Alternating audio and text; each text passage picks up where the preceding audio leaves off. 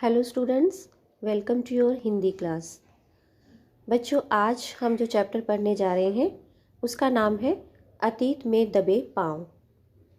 यह आपकी हिंदी की पाठ्यपुस्तक वितान भाग 2 का चैप्टर नंबर 3 है और इसके लेखक हैं ओम थानवी जी। यह पाठ एक यात्रा वृतांत है या ये कह लो कि रिपोर्ट का मिला जुला रूप है और इस पाठ में तथ्यों को प्रस्तुत किया गया है। इस पाठ में लेखक ने हमें अपनी यात्रा के दौरान प्राप्त किए गए अनुभवों के आधार पर यह बताया कि मोहनजोदड़ो और हड़प्पा ये दोनों नगर महान नगर हैं सिंधु घाटी की सभ्यता के, और मोहनजोदड़ो को सिंधु घाटी की सभ्यता का प्रमुख केंद्र माना जाता है। इस पाठ में हम यही पढ़ेंगे कि लेखक ने सिंधु घाटी की सभ्यता की किन किन विशेषताओं का और वहाँ पर प्राप्त हुए अवशेषों के आधार पर वहाँ के इमारतें, वहाँ की जल संस्कृति, कृषि आदि के बारे में लेखक हमें बता रहे हैं।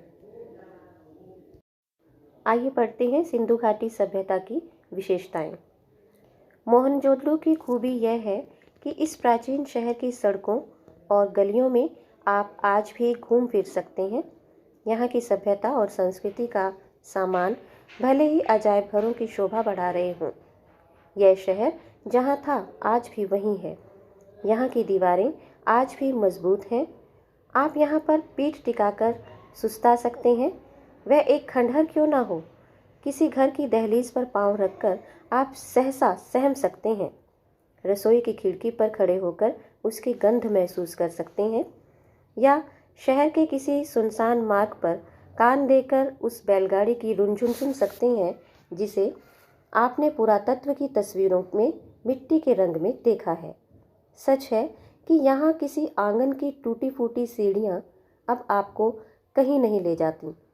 वे आकाश की तरफ अधूरी रह जाती हैं, लेकिन उन अधूरे पायदानों पर खड़े होकर अनुभव किया जा सकता है कि आप दुनिया की छत पर हैं। वहाँ से आप इतिहास को नहीं, उसके वर्तमान पर झांक रहे हैं। यह नगर भारत का सबसे पुराना थल चिन्ह कहा गया है। मोहनजोदड़ो के सबसे खास हिस्से पर बौद्ध स्तूप हैं। सिंधु घाटी की कला के विषय में जानते हैं। सिंधु घाटी के लोगों में कला या सृजना का महत्व अधिक था।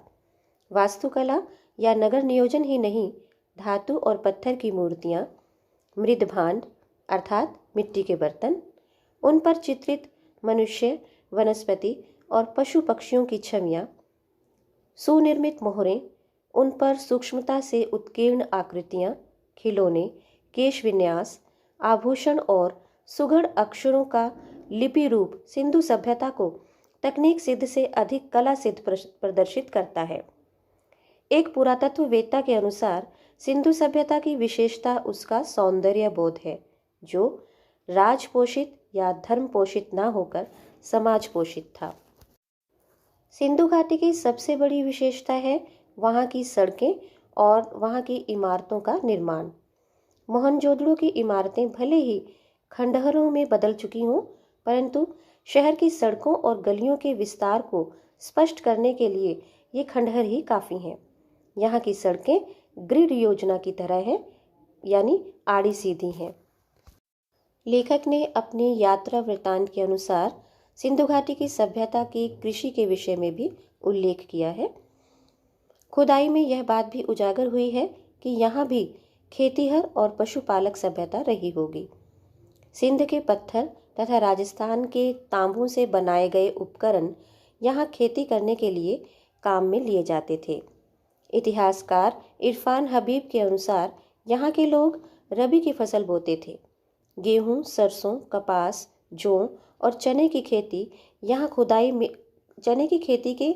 की खुदाई में पुख्ता सबूत मिले हैं। माना जाता है कि यहाँ और भी कई तरह की खेती की जाती थी। केवल कपास को छोड़कर यहाँ सभी के बीज मिले हैं। दुनिया में सूत के 2 सबसे पुराने कपड़ों में से एक का नमूना यहाँ पर ही मिला था। खुदाई में यहाँ कपड़ों की रंगाई करने के लिए एक कारखाना भी पाया गया।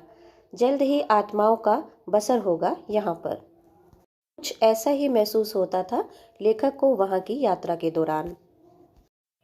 ये है सिंधु घाटी सभ्यता का विशाल स्नान घर। इसके साथ ही यहाँ कई जल कुंड भी पाए जाते हैं।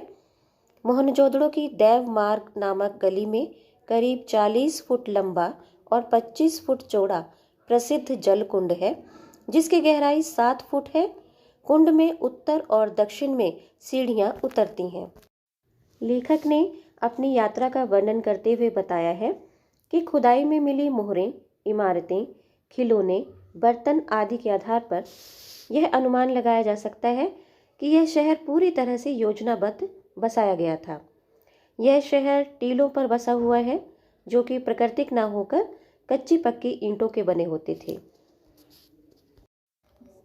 और अगर अब हम ये बात करें कि जल संस्कृति, सिंधु घाटी की सभ्यता की जल संस्कृति के बारे में चर्चा करते हुए हम ये कह सकते हैं कि पानी की निकासी के उचित प्रबंध के कारण किसी भी रूप में यहाँ पर बीमारी का प्रकोप अधिक नहीं होता था, क्योंकि नालियाँ आदि सब उचित रूप से ढकी हुई होती थी और घरों के भीतर से पानी या मैल की नालियाँ बाहर होदी तक आती हैं और फिर नालियों के साथ जुड़ जाती हैं। वे नालियाँ अधिकतर बंद हैं। यहाँ पर कुओं का प्रबंध आवश्यकता के अनुसार उचित रूप से किया गया था। इसी प्रकार एक अजायब घर की भी यहाँ पे चर्चा हुई है लेखक के अनुसार, कि एक छोटा सा अजायब घर है जो कि किसी कस्बाई स्कूल की इमारत की तरह प्रतीत होता है। हालांकि यहाँ पर ज़्यादा सामान नहीं है, किंतु कुछ महत्वपूर्ण चीज़ें जैसे कि काला पड़ गया गेहूँ, तांबे और कांसे के बर्तन, मोहरें, चाक पर बने हुए विशाल मृदभांड अर्थात मिट्टी के बर्तन, जैसे मैंने पहले भी जिक्र किया है, उन पर काले भूरे चित्र, चौपड़ की गोटियाँ, तांबे का आईना और पत्थर के औजार आदि के बारे में बताया गया है। और यहाँ पर सोने के गहने भी थे, किंतु वे चोरी हो गए थे। तो इस अजायब घर में प्रदर्शित चीज़ों में औजार तो हैं, किंतु हथियार कोई नहीं है। यहाँ पर कुछ सुइयाँ भी मिली हैं और सुइयों के अलावा हाथी दांत और तांबे के सुएं, नर्तकी तथा दुशाला ओढ़े हुए दाढ़ी वाले नरेश यानी राजा या भूपति कह सकते हैं, उनकी भी मूर्ति प्राप्त हुई है। लेकिन इनका प्रमाण मिलना अब मुश्किल सा हो गया है, क्योंकि सिंधु नदी के पानी से खुदाई के स्थान पर दलदल की समस्या उत्पन्न हो गई। यानी जो खुदाई के दौरान जो मिट्टी हुई वहाँ पर और उसमें जो सिंधु नदी का पानी मिल जाता है, तो वो एक दलदल के रूप में वहाँ पे स्थिति बन जाती है, जिससे खुदाई को अब बंद करना पड़ा। तो बच्चों, हम देखते हैं कि इस प्रकार लेखक ने इस सभ्यता के इतिहास को इतने सुंदर रूप से वर्णित किया है कि मानो मोहनजोदड़ो की सभ्यता खुद लेखक की जानी पहचानी सी हो। तो ये था आपके चैप्टर अतीत में दबे पांव का सार। Thank you.